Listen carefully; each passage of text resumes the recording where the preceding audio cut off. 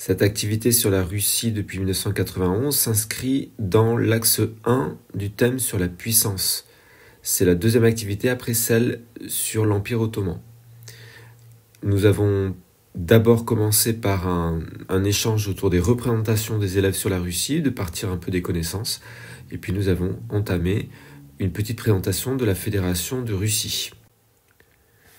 Alors la première diapositive permettait de donner quelques repères et de s'appuyer sur la carte pour rappeler un peu l'immensité de ce territoire-là et une population qui est majoritairement concentrée dans la partie ouest de cet État européen et asiatique.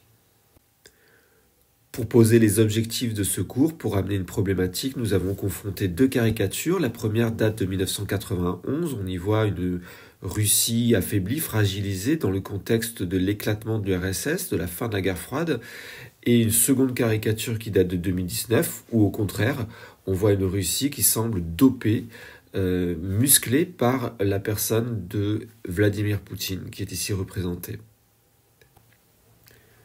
Nous avons ensuite essayé de fixer un certain nombre d'objectifs de ce cours. Alors le premier objectif était de comprendre pourquoi la Russie est dans un état de fragilité, quel a été le rôle de Vladimir Poutine depuis qu'il est au pouvoir, et est-ce que finalement il est parvenu, comme le suggère cette caricature, à doper la puissance russe.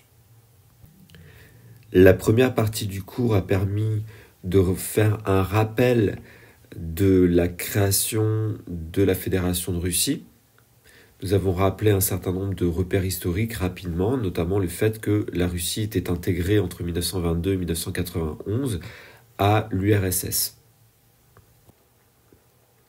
Cette diapositive permettait de rappeler le rôle majeur qu'a eu l'URSS dans les relations internationales, en particulier lors de son affrontement avec les États-Unis durant la guerre froide entre 1947 et 1991, un affrontement idéologique entre deux modèles économiques, politiques, sociaux. La période de la guerre froide est marquée par la course aux armements, est marquée par un affrontement dans tous les domaines, notamment spatial, est marquée également par un équilibre de la terreur.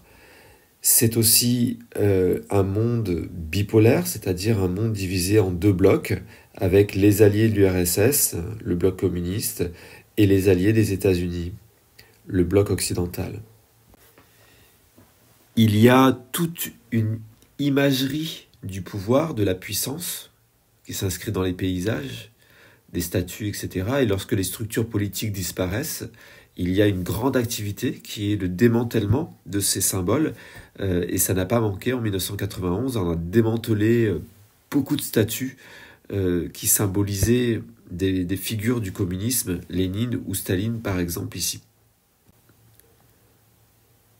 Cette diapositive permettait de comprendre les raisons finalement de l'éclatement de l'URSS qui s'est produit en 1991. J'y ai rappelé finalement le rôle de la politique de Gorbatchev qui a précipité la fin de l'URSS alors que son but était pourtant de sauver ce pays qui était épuisé.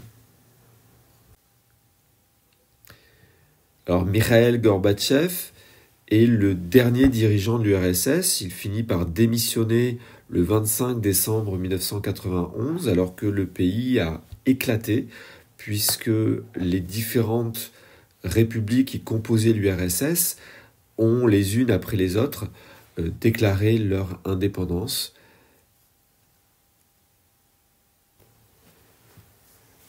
De cet événement majeur des relations internationales naissent 15 États. Il y a donc un bouleversement important de la carte de l'Asie centrale et de la carte de l'Europe orientale. Alors que ces deux espaces se fragmentent considérablement, que le nombre de frontières se multiplie, il y a en Europe de l'Ouest, au contraire, un approfondissement de la coopération et qui vont aboutir en 1992 à la signature du traité de Maastricht qui fonde l'Union européenne.